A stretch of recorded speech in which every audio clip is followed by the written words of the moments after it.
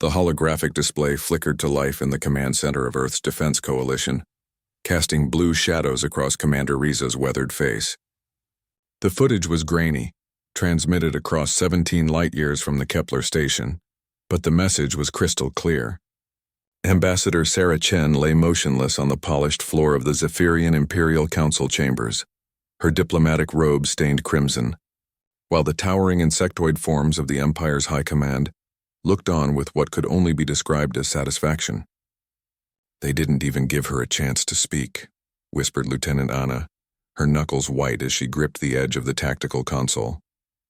The young officer had personally recommended Chen for the mission, humanity's first diplomatic contact with the Galactic Empire that had dominated this sector for millennia.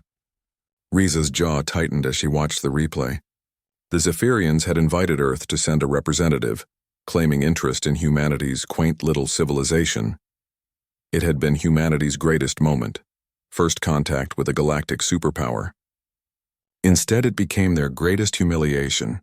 "Status report," Riza commanded, her voice steady despite the rage building in her chest. The Empire's message was broadcast across 47 systems, Anna reported, her fingers dancing across the holographic interface. "They're calling it an educational demonstration for the benefit of lesser species. They want every civilization in the galaxy to see what happens to those who dare approach them as equals." The Zephyrian High Chancellor's words echoed through the recording. "Let this serve as a reminder to all inferior species. You exist at our pleasure. You breathe because we allow it." Riza turned away from the display, her mind racing through calculations. The Zephyrian Empire commanded over 12,000 star systems.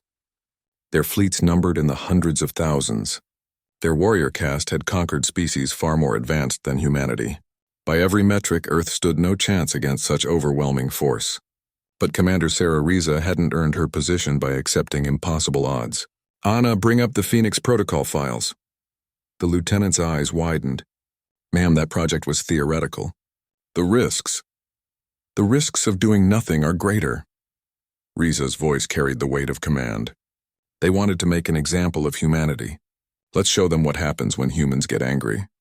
3 months later, the Zephyrian Border Patrol detected an anomaly approaching their outer perimeter. A single human vessel, barely larger than a courier ship, drifted toward their massive defense platforms. Admiral Vextar of the Imperial Fleet couldn't suppress his amusement. Were these primitives actually attempting retaliation? The human ship transmitted a single message: "We've come to collect our ambassador." Vexitar's mandibles clicked in what passed for Zephyrian laughter. With a casual gesture, he ordered his flagship to obliterate the insignificant craft. The plasma cannons charged, targeting systems locked on, and the human ship vanished. Not destroyed, vanished. One moment it was there, the next empty space.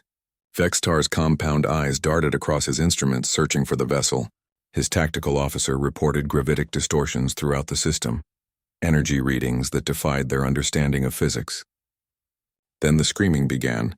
Across the Zephyrian Empire, something impossible was happening.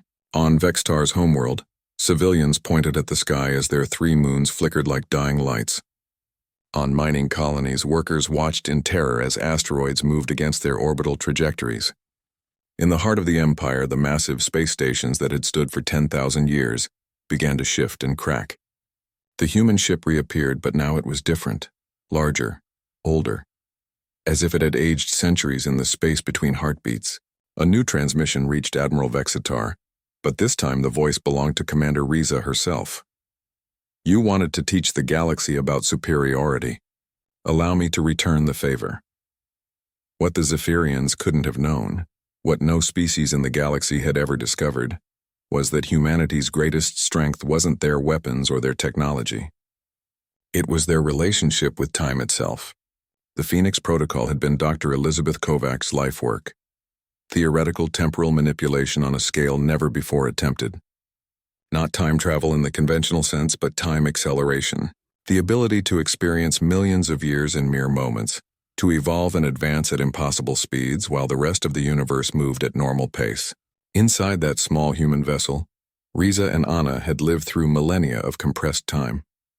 They had witnessed the rise and fall of civilizations that existed only in their accelerated bubble, They had developed technologies that wouldn't be invented by conventional physics for millions of years. They had become something more than human, yet fundamentally terrifyingly human in their capacity for both creation and vengeance. The Zephyrian Empire's 12,000 star systems fell in a single day. Not through destruction, but through precision.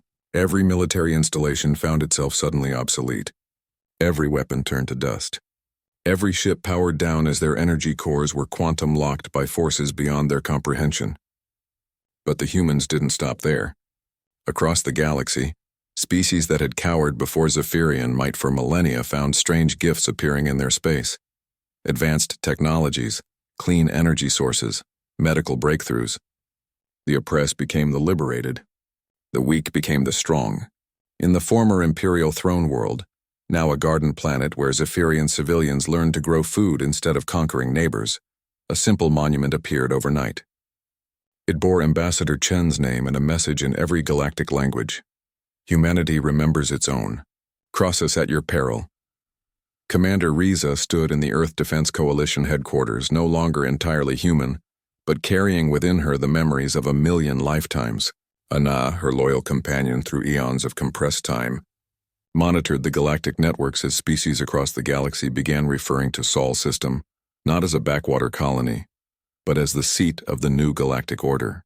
Status report, Riza said, the old habit carrying comfort across the centuries of experience that now filled her mind. The galaxy is learning, Ana replied, a slight smile playing at her lips. They're learning that humans don't start fights, but we sure as hell finish them. The holographic display showed Ambassador Chen's memorial, now visited by beings from 1,000 worlds. Each one left offerings and whispered the same words in their native tongues. Humanity, fuck yeah.